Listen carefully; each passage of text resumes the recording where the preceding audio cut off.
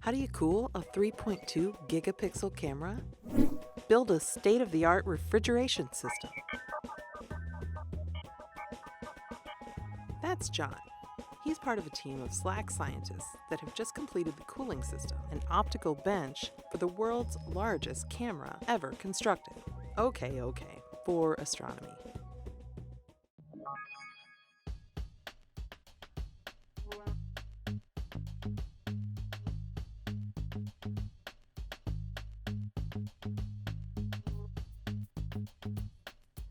This refrigerator maintains perfect operating temperatures so that all 189 of the 16 megapixel sensors can continually snap, snap, snap.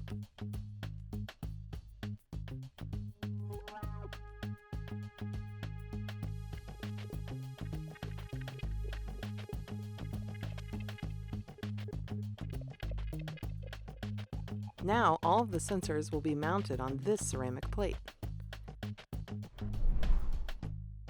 It provides the extremely flat surface to combine all 189 sensors into one giant focal plane.